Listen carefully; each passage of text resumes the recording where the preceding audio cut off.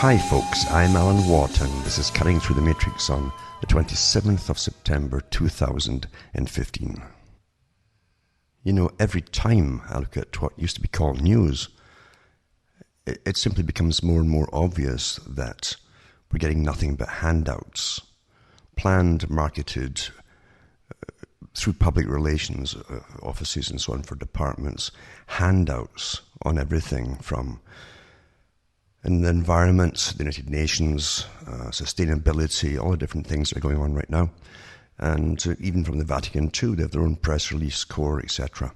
So everything is just well managed to remember, if anything goes through a press release corps or public relations, is to smooth out and dampen scary effects that the real straightforward speaking of an article might have on the general public. That's what it's for, to keep you at ease.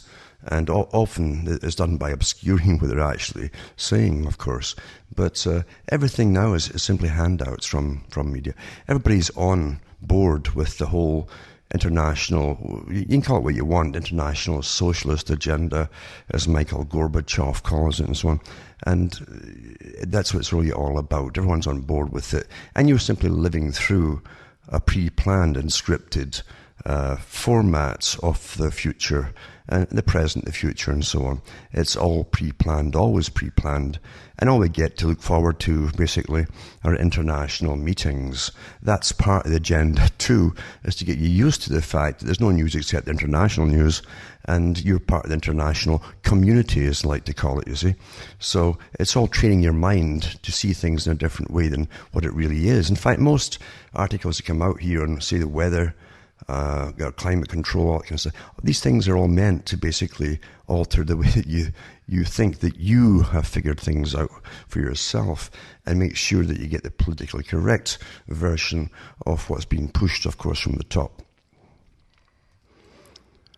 Now, the various treaties that are to be signed this year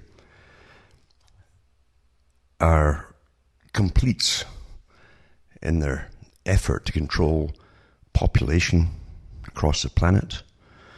That's all countries, remember, across the planet. That means also the so-called first world countries, by legislation being brought in to limit population growth. And it's all tied together with sustainability, you see. And it's all tied together, too, with this whole idea of climate change and sustainable development, carbon reduction, all that it all ties in together. And again, that came out a long time ago from the Club of Rome. They put a book out called The First Global Revolution, very international socialist type of organization, which was given the task of finding a reason that we must give up rights and freedoms and live in a completely new, sustainable way, basically. And they thought, after tossing around different ideas, that they hit on the idea of climate change, basically, global warming, drought, famine, and the like would fit the bill. It would fit the bill. They tried a few other things first, but this one would fit the bill.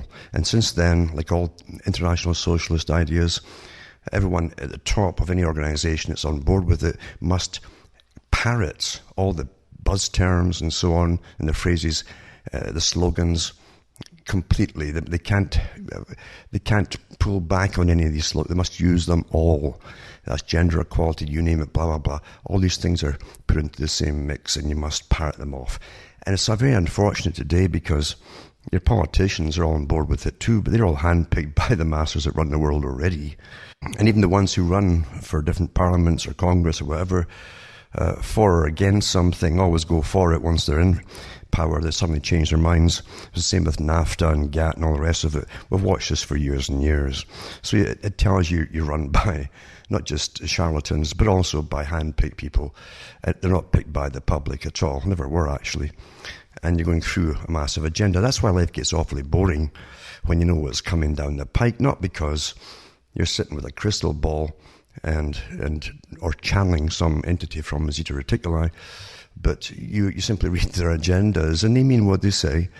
And we've lived long enough, I'm sure most of us, to watch all these international meetings that cost billions of dollars, each time they have them, for the security and the lavish meals and makeup that they have on. So all that kind of stuff. We've been through it for years and years and years, and until it becomes monotonous, really, doesn't it? But that's what they give you as news today, you see. And they never tell you much about what's really being discussed or whatever. And you see the meetings, you see the world meetings, and you think, well, they're discussing these treaties right. No, they're not. Whenever the global leaders attend anything, all the work's been done. I've mentioned this so many times. I've gone through the articles, even from the Sherpas site that they had up years ago, where the Sherpas are the technocrats, the top-level bureaucrats, basically, who work for, they're kind of privatized, they work for the global governmental system.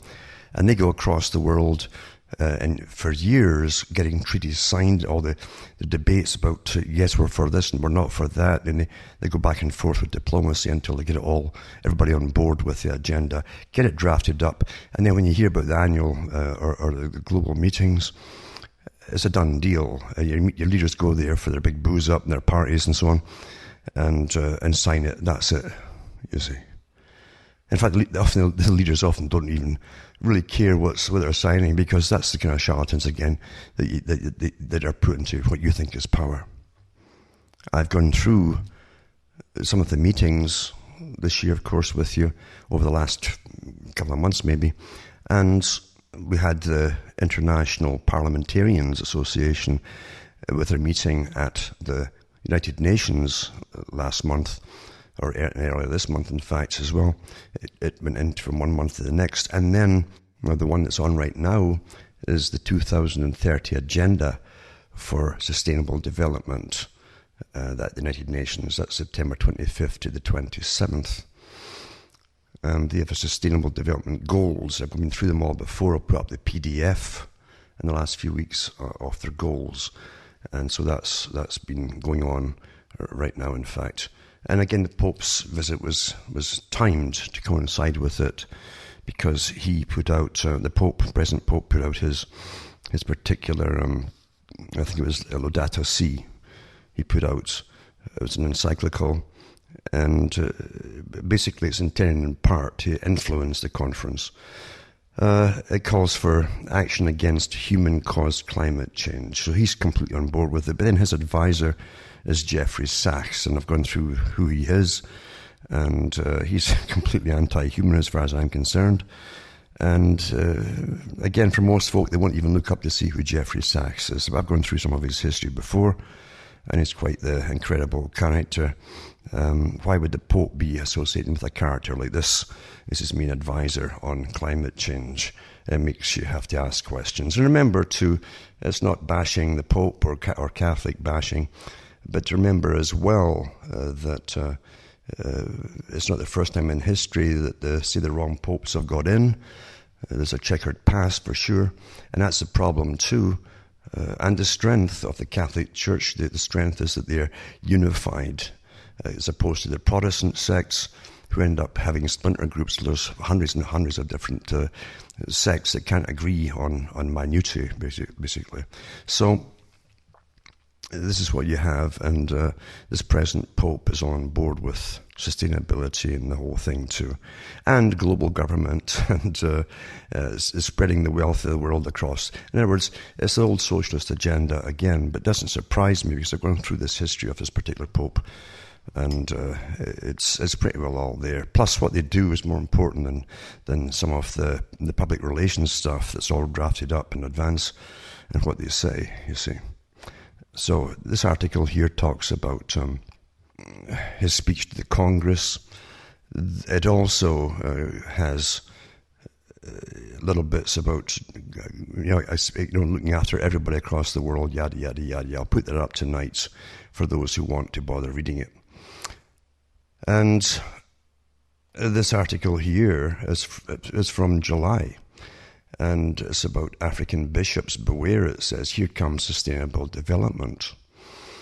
It says the battle continues to rage between the population control experts advising the Vatican on Pope Francis' environmental agenda and the Catholic pro-life movement. The Pontifical Academy for Social Sciences, called PASS, you see, serves as a battleground where its Chancellor, Bishop Sanchez Sorondo, continues to defend the Academy's reliance on virulent abortion proponents, like Jeffrey Sachs of the United Nations Sustainable Development Network. Bishop Sorondo defended the choice of his experts by stating that they were participating on the questions of climate change and modern slavery, and that abortion was not mentioned during the conference. His weak defense is reminiscent of the African proverb, which says, "Much silence makes a mighty noise." Actually, there's a mighty noise across the whole world right now, because everything they should be talking about, they're not talking about at all. But it says the mighty noise promulgated by Jeffrey Sachs, Sorondo's favourite guru, and this is the guy I mentioned before in another article, was meeting with the Pope to advise the Pope on it. It says it resounds throughout his books, speeches and lectures. The roar reverberates in the integral role that abortion and reproductive health services play throughout the United Nations Sustainable Development Goals, SDGs. Shockingly, every environmental conference that passed in the last 2 years highlighted the importance of the passage and implementation of the SDGs. While Jeffrey Sachs coyly didn't mention abortion in his many Vatican speeches, he routinely advocates for global legalization of abortion and reproductive health services as a benchmark for success of the SDGs. So whenever you hear the Sustainable Development Goals, remember that's what I'm talking about is drastic and fast. They want fast population reduction. Sandwiched in between his talks at the Vatican, Sachs elsewhere promotes the importance of reducing the world's population through legal abortion and family planning clinics. In February 2015, just 2 months before his fourth address to the Pontifical Academy, Jeffrey Sachs was a keynote speaker at the UK Overseas Development Institute, where he vociferously and strenuously decried the growing population in Africa and the need to reduce Africans for the sake of the upcoming Sustainable Development Goals. Why would the Pope be meeting with a guy like this and advising the Pope? It says world population, this is what Sachs says, world population continues to grow too rapidly in the poor countries, and especially in Africa, and this is a threat on many fronts. First, to ending extreme poverty itself in these places with rapid population growth. They're under tremendous ecological stress, economic stress, financial stress, social stress. Africa's population is on a path that the United Nations estimates to quadruple this century. No thank you, he says. Listen to the world's self-appointed population sage, Jeffrey Sachs links reducing the population growth to success of the United Nations Sustainable Development Goals. He says Africa's average fertility rate is above 5.2 children. That fertility rate is incompatible with sustainable development, and we need a rapid voluntary reduction of fertility rates. Now, I can tell you right now, they've been bringing down the fertility rates across the world very drastically for years and years through various methods. In the first world countries, sterilization is happening already, infertility. And of course, these aren't folk that got the little snips done to them. These are folk who simply eat the GMO food and get all the inoculations and eat the pesticide-laced vegetables and so on. And they know all this too, the trouble. I've read articles over the years ad nauseum that can be bored reading them all again. But anyway, it says, who is the royal we that Sachs speaks of? Is it the elites of the intellectual left and the global non-governmental organization movements? Is the we the nameless UN or US bureaucrats who dangle humanitarian aid and foreign aid in exchange for legalizing abortion? How does the population czar Sachs plan on reducing the nasty African fertility rate? It says, listen to the Vatican's a collaborator who spell out his plan. It says, fortunately, we know just how it comes about. Keep girls in school, enable them to finish secondary school, ensure access to family planning services, to universal health coverage. See the interest in universal health coverage, and you will have a demographic transition of a voluntary basis like we need. And see, he wants me to finish secondary because it's at school to get an indoctrination, folks. Is that what they're going to do in Africa and elsewhere? They've done across the whole first world countries, and we'll see how that's ended up too. This is less than 2 months after his OGI speech. Sachs returned yet again to the Vatican for his fourth address to embed adoption of the United Nations Sustainable Development Goals with the Pope's Laudato Si encyclical. and indeed encyclical calls on countries to support the policies and programs of sustainable development. Yet the Pope did not yield to his underlying agenda. In a rebuke to environmentalists of Sachs and ilk, the Pope criticised those who can only propose a reduction in the birth rate to address challenges facing the environment and the poor. Quoting the Compendium of the Social Doctrine of the Church, the Pope said, "While it's true that an unequal distribution of the population and of available resources creates obstacles to development and sustainable use of the environment, it must nonetheless be recognised that demographic growth is fully compatible with an integral and shared development." Of course, ever the diplomat, when he enters the halls of the Vatican, Sachs cleverly doesn't mention the need to push family planning services on African girls. How shrewd of him. But make no mistake, the UN and its Sustainable Development SAR have Africa in its sights. This is nothing new. In 2007, Jeffrey Sachs addressed the peoples of Nigeria and with astonishing but typical hubris, instructed the people of Nigeria to limit their family size to 3 children. He says, "I'm really scared about the population explosion in Nigeria. It's not healthy. Nigeria should work towards attaining a maximum of 3 children per family." The bishops of Nigeria says, "Are you listening? Sachs and other Vatican advisors seek to limit Nigerian families to only 3 children. As a director of the United Nations Sustainable Development Goal Network, Sachs wields enormous power to implement these goals, which are predicated on reducing the world's population, most especially in Africa." Now, don't for an instant think that the Pope doesn't know what Sachs is all about. So why would he be on board with sustainable development? It says, so the white man from the elite eastern corridor of power doesn't want Africans to populate their continent. Sachs' elitist attitude, in the words of the Nigerian pro-life leader Obiya Anuju, says, smacks of cultural imperialism. It says, read Uju's open letter to Melinda Gates, who with her billions of dollars propagates the anti-life agenda of the United Nations SDGs. Uji's letter can be reviewed here, and I'll give the link tonight too for that. So it says that Pope John Paul II understood the danger of UN demographic population politics, and he fought to defeat the UN at every turn. It's amazing, every pope that comes in, for the last few popes, people always look back to the previous one and wish they were back and had the same guy again. And for the last few popes have had everything's been changed in the Catholic Church, believe it or not, with each pope doing his bit to change it all. And many Catholics have noticed that too. So this link I'll put up tonight with the other links from the articles I'll mention, because it's interesting to see what's really going on. Now remember too, and I've read years and years ago, if you go through the website at cuttingthroughthematrix.com, you'll find, even back in the 90s, I was talking about Gorbachev with his particular foundation. When he left the Soviet Union, remember, he was head of the Soviet Union, the communist Soviet Union, and went over to the US, the Presidio, and he set up his foundation and has been pushing global socialism with sustainability and environmentalism ever since.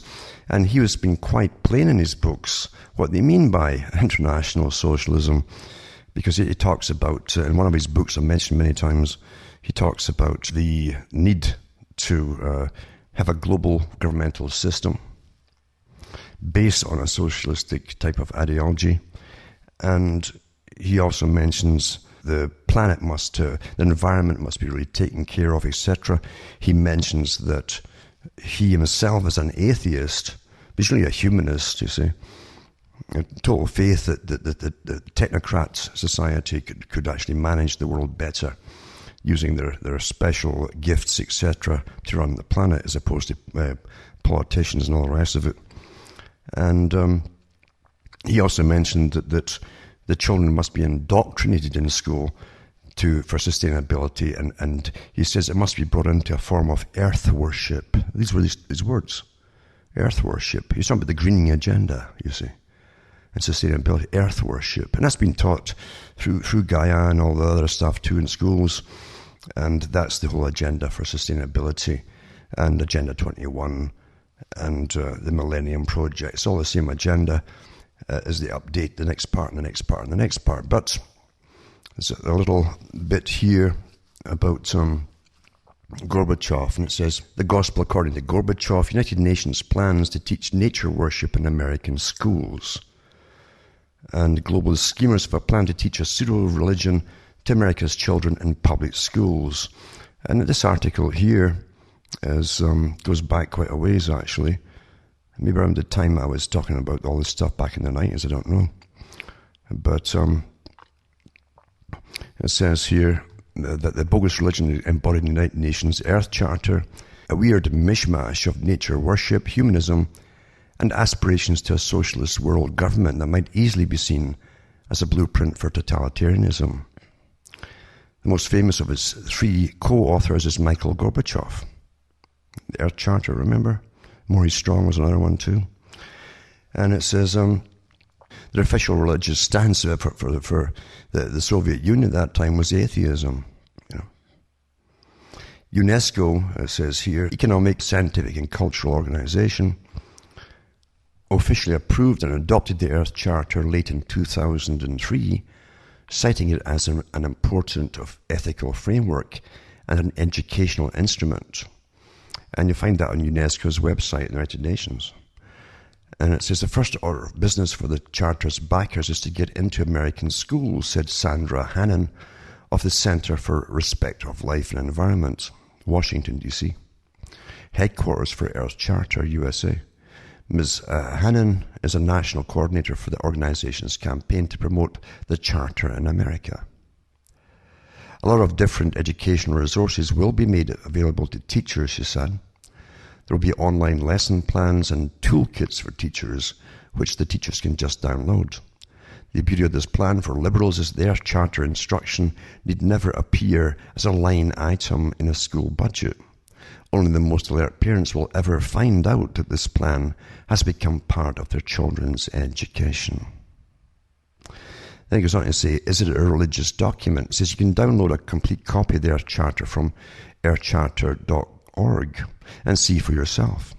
One thing you're bound to notice is its frequent use of the words spiritual and spirituality.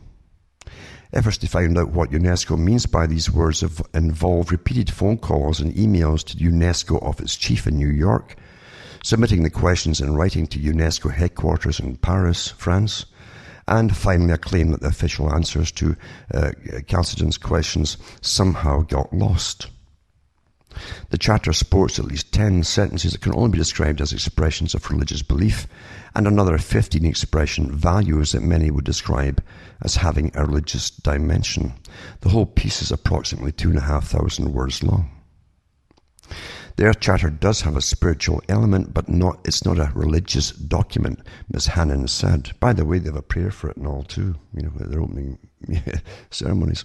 I suppose a greater awareness of the earth and involvement with other living things would naturally give you a religious feeling, but that doesn't make it a religion. The statements in the Charter are just values to create a more humane world, although the Charter does lend itself to spiritual groups. And remember what Gorbachev said in his books back in the 90s too, that they'd have to create a form of earth worship.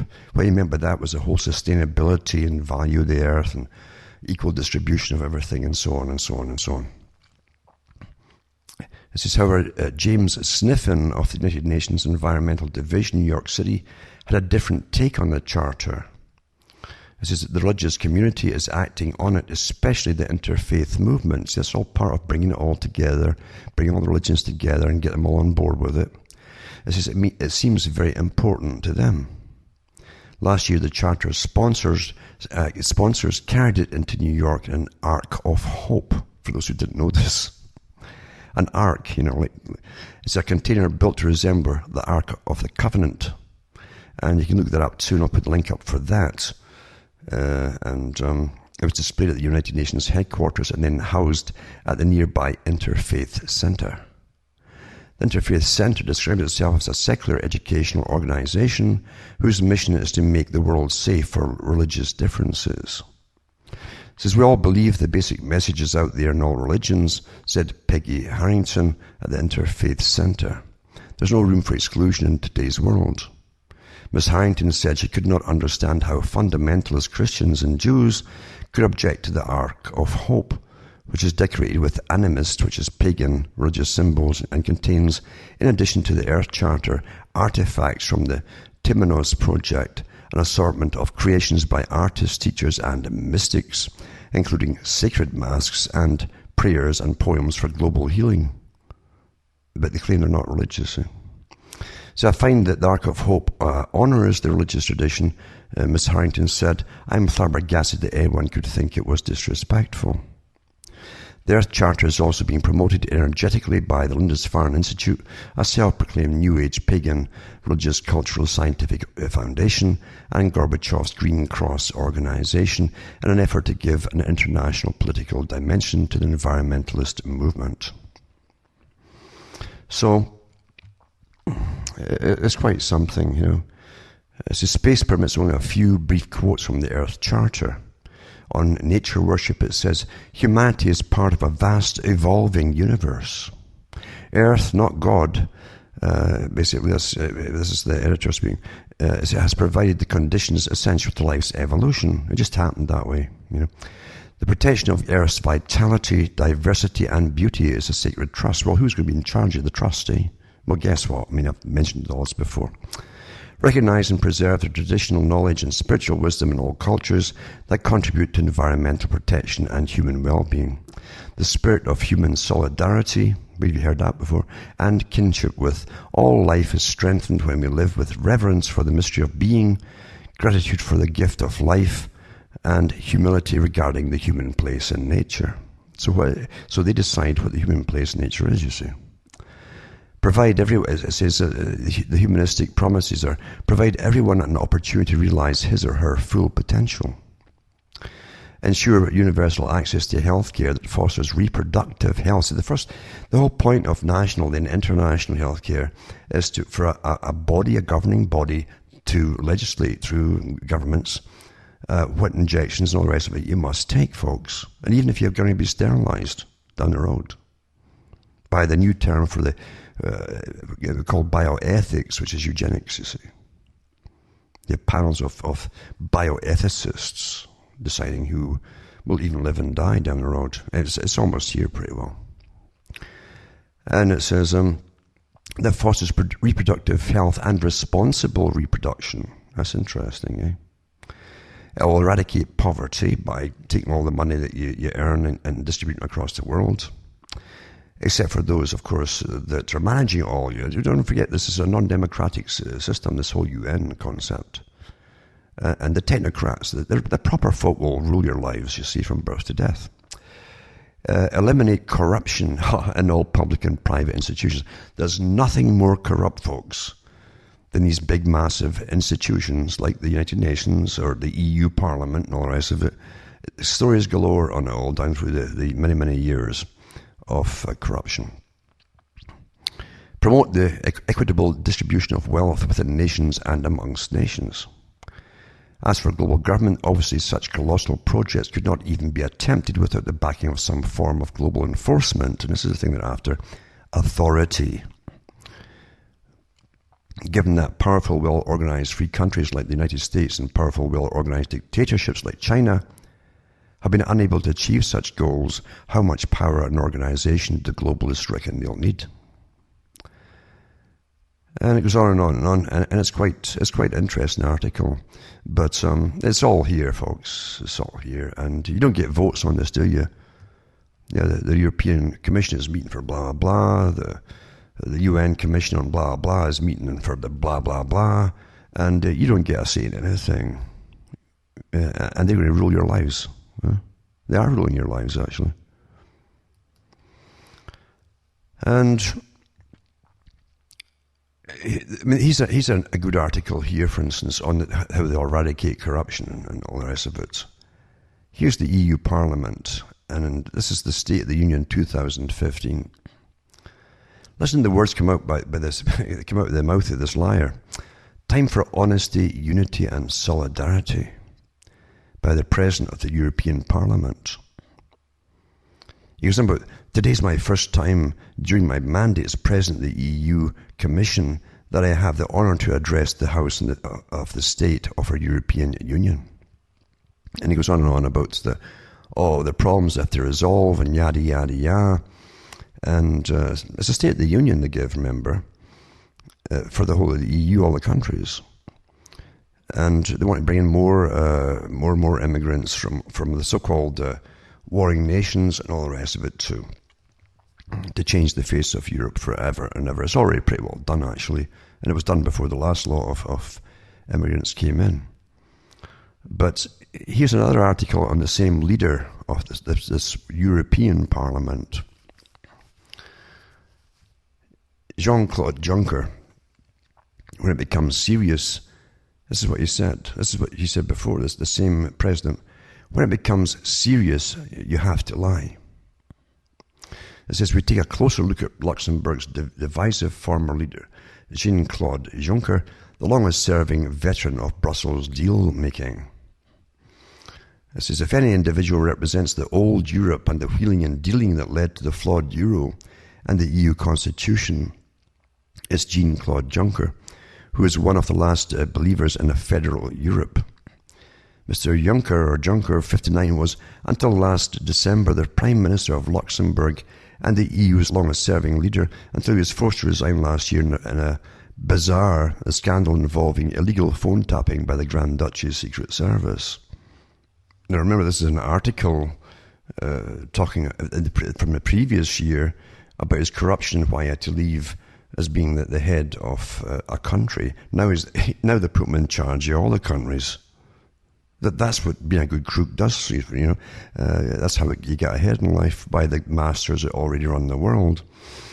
But it says here, Luxembourg's fiscal policy and tax agreements with hundreds of multinational firms transformed this country from an economy based on industry to one based on finance, because you get all the cash going through Luxembourg and for Brussels, of course, from all the EU countries. But they've no industry now. Ironically, he got his job as Luxembourg's leader after Britain vetoed Jean-Luc Dehaene, the Belgian Prime Minister, for the job of European Commission President in 1994. After the veto, Jacques Santer, the Prime Minister of Luxembourg, took the post, and his keenly ambitious employment minister, Mr. Juncker, took the helm of the tiny country, running it as a fiefdom until December 2013. Mr. Santer's commission, which oversaw the construction of the euro currency, collapsed in ignominy amid scandals over endemic corruption in March 1999. The longest-serving veteran of Brussels deal-making until last year, Jean-Claude Juncker, headed the powerful Eurogroup meetings of Eurozone finance ministers, the banking boys, firefighting the crisis in the EU single currency, an institution he had helped create, warts and all, in the 90s.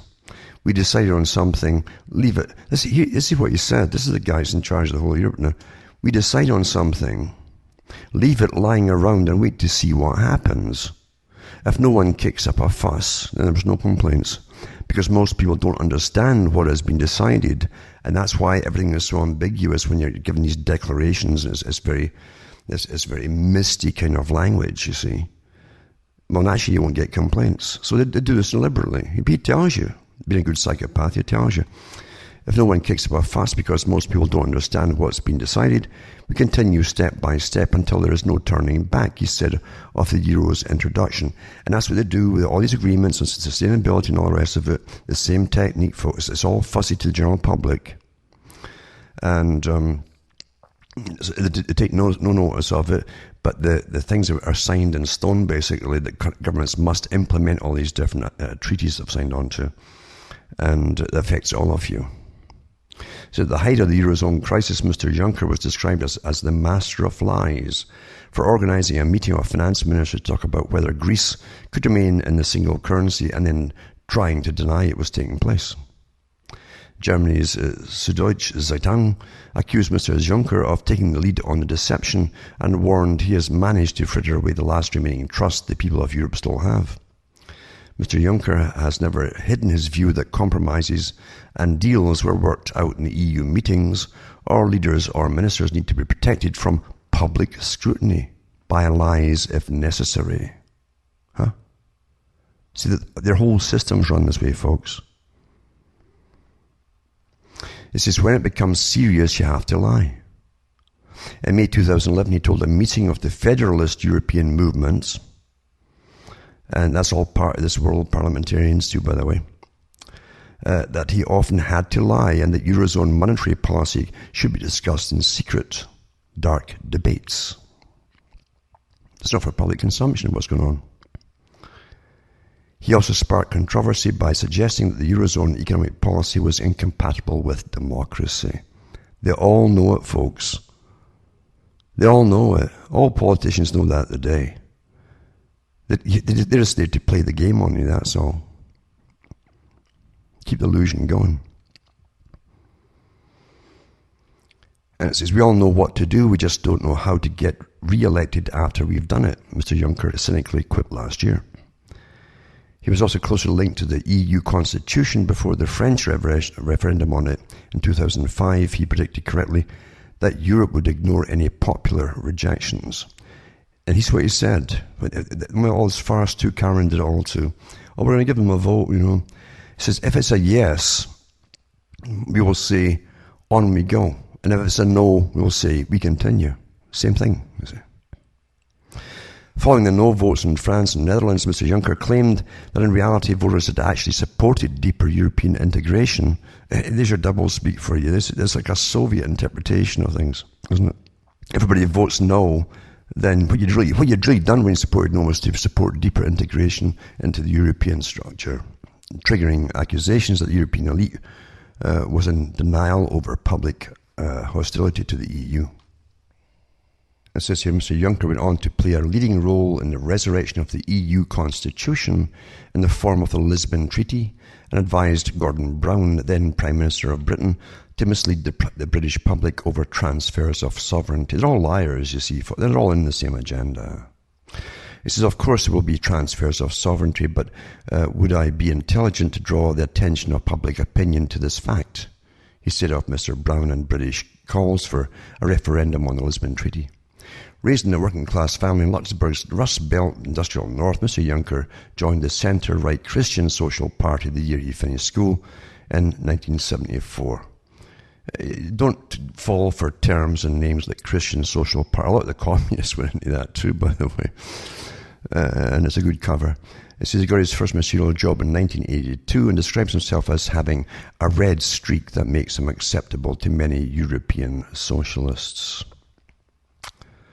So anyway, here's the kind of character that's now running the EU. And you have the same characters running the United Nations and all their departments. And you have the same ones as experts, supposedly on the climate change, science panels and so on. They're all the same folks. Everything's politicized to an extent. And that's how people are pan-picked, because they're good liars. And they can stay in. And they're caught lying, the big boys that run the world really just to make sure they're not kicked out of office. Or if they move them around, they give them a bigger job afterwards, running our lives in some other way, of course. That's what it's all about. Yeah, that's what it's all about, yeah. Lie to the public. Always lie to them. Keep the little sheep happy, keep them grazing. Don't spook them. Keep them eating that grass there. And they won't notice through gradualism that everything's changing and their currencies are getting weaker and weaker and they have fewer and fewer rights, and there's now social work departments and agencies running their lives from birth to death. They'll all go into it quite gradually and think it's all quite natural. And then they can do it so easily with the youngsters coming up because they'll get utterly indoctrinated in school that this is all quite normal. You see, that's how it's done. So therefore we're in the century of change. You'll hear also them talk about the century of transition, which means change again. Planned change, mind you. Change just doesn't happen. It's always planned in advance, especially on this, when you have economics involved with humanity. It's always planned long in advance, of course. And scary topics are always used to make you give up more cash and more rights for yourself and more authority for yourself too. And authorities, the proper authorities, will be taken over this century. They already are, as we all know. Governmental agencies galore. and eventually a lot of private agencies which have the power of government, some of them already do in fact, which will be running your lives from birth to death. That's really how it works, folks. And it was planned a long, long time ago with technocracy. Remember, with technocracy, the whole idea in the 1930s was this equal distribution of wealth would come about by a global society where governments or the world authority, etc., would dish out your credits at the beginning of every month, and you couldn't save them up, you had to use them. And what you didn't use would disappear as a new total went in at the beginning of the next month. And technocracy too would deduct from what they gave you all your energy consumption. Energy itself was a unit of currency. And you hear about carbon trading, folks, eh? And shortly you'll hear about energy trading and all that. It's the same thing. It's the same agenda. And all the Rockefeller boys and the United Nations and everybody was on board with this when the UN came into being from the League of Nations. They're all on board with it and have worked very quietly ever since to implement it all under different guises, but it's all the same agenda. Total control of your life for as long as you live, from birth to death, by professional agencies, the proper authorities who are scientifically trained in how to manage you all, you understand. And I don't know how long they'll even bother to keep up the facade of politicians. Really, politicians are almost irrelevant today, and many of the ones at the top in the United Nations have already said that, in fact. So it's you're living through a facade and a charade, actually. That's how things really are working right now. Boring, isn't it? It's all boring stuff. And I can't give you happy news because there is no happy darn news unless I was selling a lot of stuff to make you happy. You have to always give them happy news, or at the end, we can beat them all by... Well, how can you beat them when you don't even know what's going on? How can you defeat anything if you don't know what's going on? But it's really going on, that is. So remember, sustainability goes together with all the other United Nations agendas. I'll put up a PDF tonight from the Africa Faith Leaders Position paper called Beyond Post-2015 Development Agenda. And remember, the Sustainable Development Agenda is meeting, it's the same agenda, by the way, as this post-2015 Development Agenda. That's the one they're talking about, is the Sustainable Development Summit. And I'll put that up tonight, this PDF, for you to read and see how it all links together. It's perfectly interlinked with it all.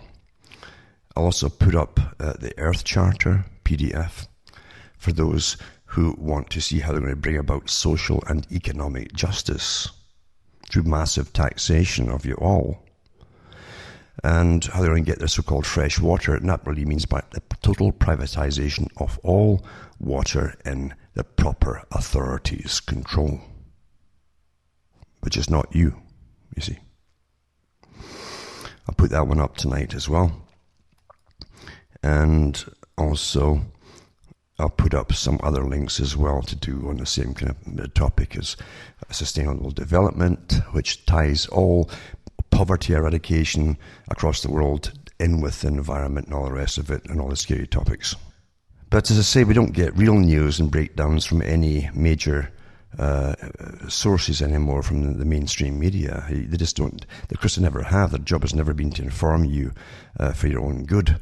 It's always been to give you almost like bits and bytes of news, very superficially, so you don't really know what's going on, what's really behind things. There's no investigative reporting goes on whatsoever in this modern day. Now, there are many agencies across Europe and elsewhere involving police and so on, having big discussions, all in the quiet again, to do with the expected onslaught of mass immigration. This is the time now for mass immigration, to eradicate what was, to bring in the new. That's the whole new culture idea that will be trained. They hope to train into everybody of all previous cultures for this century. You see, it won't work, but it doesn't matter when things don't work, when you have big idealist agendas, and they've been at it for so long they can't ever come to the truth. Even if it destroys everything in the process, they keep pushing it. Now, this is an article that came out last year from the Globe and Mail. And it says the unspeakable truth about Rotherham.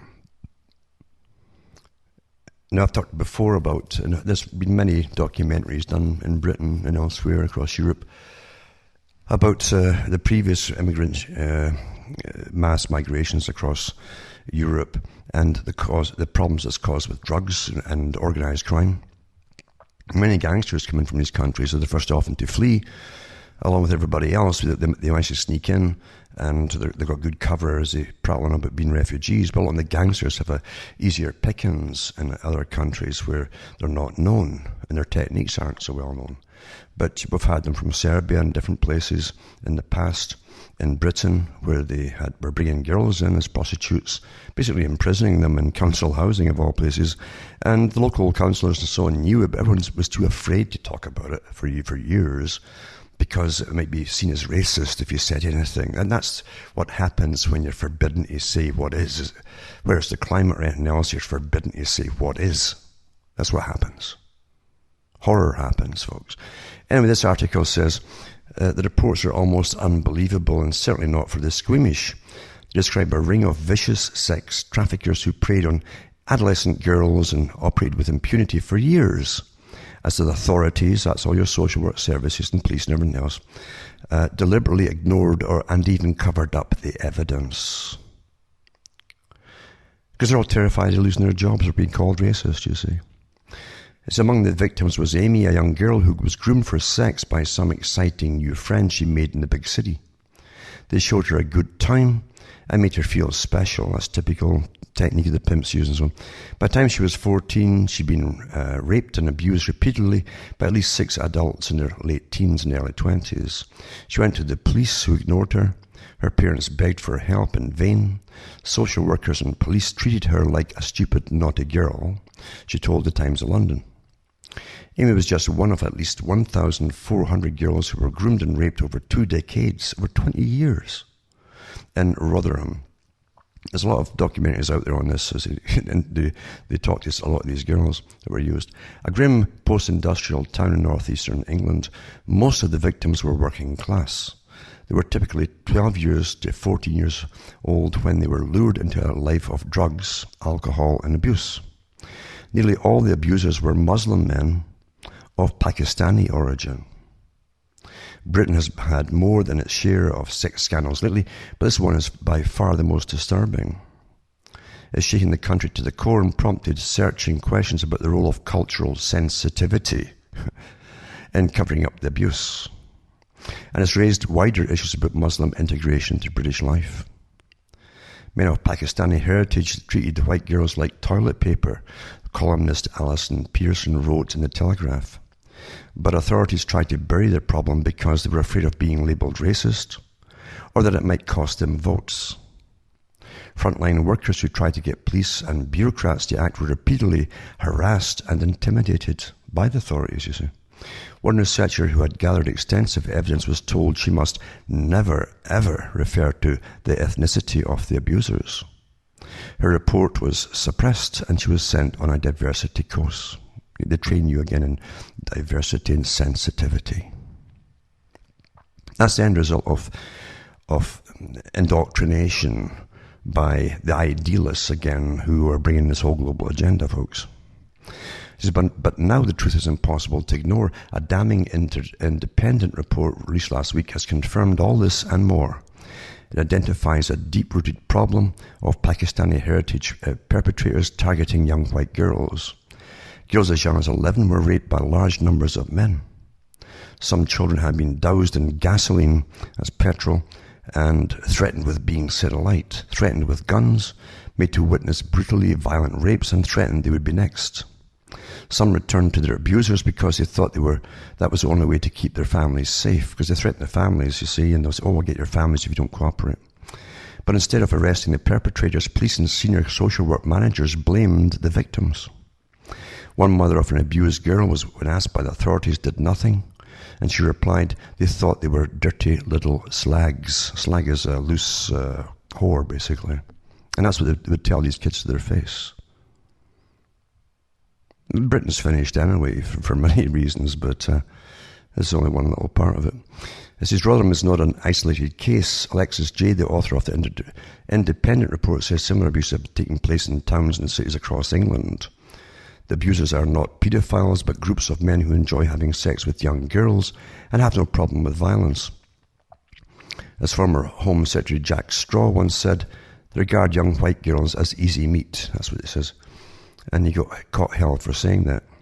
But even now, few Liberal politicians are willing to speak out. One exception is Simon Danczuk, a Labour MP from the Rotherham area. He described the typical attitude of constituents who ask him to get a family member off the hook for similar abuses.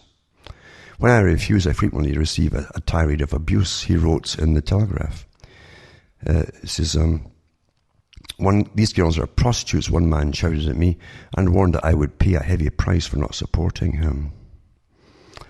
So that's the power that these folk have in these countries, these perpetrators. That's the power they have when they can threaten everybody, including the politicians.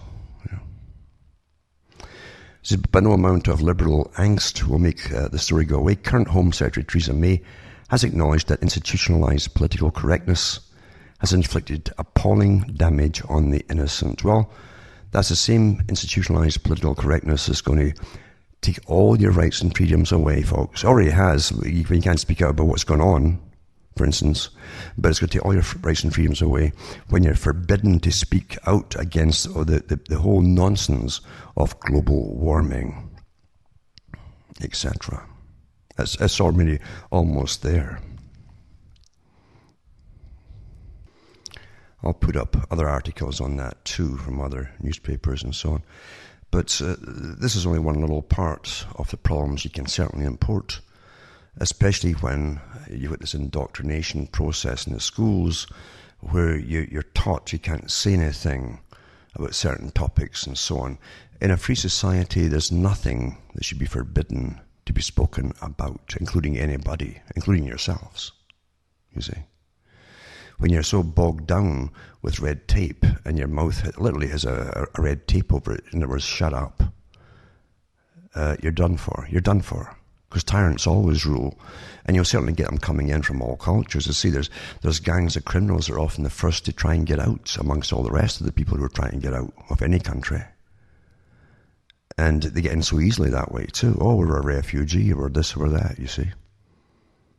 And they'll have their problems with leaving their homelands and the problems they have created themselves, and they continue in these new fresh fields with their same kind of gang activity. And it's very lucrative for them, and be honest too. Another thing is, a lot of cultures don't believe in the laws that you believe in, because they are very, very different cultures that they come from. But again, it's all been forced down the chute, as I say, because the big idealists that want to run the whole planet and have the technocrats all set up to do it for you, all the so-called experts, are religious in nature. And their religion is themselves in technocracy and their expertise of running the planet properly. And as I say, they must destroy all that was to bring in the new. That's all history, all your old histories, all your old cultures. And until eventually they're totally forgotten, you see. And all you have is this new politically correct charged atmosphere where you know what you can say because it's been promoted, and what you can't say because it's forbidden, you see. And you'll be a good person then. You have the little stamp of approval. I am a good person. I'm a good citizen. I don't say anything negative against my superiors. You see. That's how it all works, isn't it? Now remember, folks, too, you can buy the books and discs at cuttingthroughthematrix.com, and you can donate to me and help me take along here, because this is the wood time, getting wood in.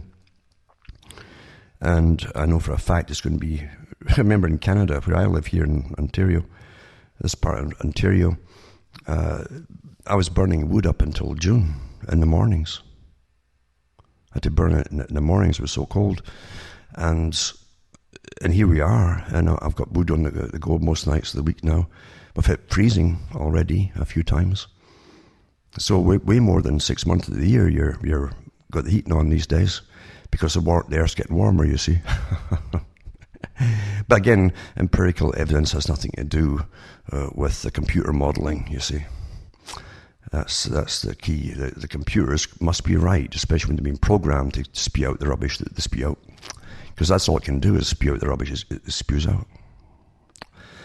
Reality doesn't matter because big agendas are at play. So remember, as I say, look into cuttingthroughmatrix.com, buy the books and discs, and you can donate to me as well. It's all on the site how to do it. And remember too that I don't get sidetracked by all the plethora of all the stuff that's coming down the pike, or appears to be coming down the pike, because if you don't stick on the main topics, you have what's called a shotgun approach, which is good for listeners who love terror and get terrorized all the time. But you can't really help people by terrifying them. It's not the way it's done. You must stick on the important agendas as to what's really going on, what really is going to affect their lives, and what is affecting their lives, and what's planned for them by the official sources. And if you read the official sources of things, and go into the proper meetings that they have, and their own PDFs and so on, and then follow up the statements made through various sources from their own members, you'll find out what the future is, because they do publish it, by the way. The Open Conspiracy is H.G. Wells, who was all for technocracy. He called it that, the Open Conspiracy. Now from Hamish and myself from Ontario, Canada, it's good night to me. Your God or your gods go with you.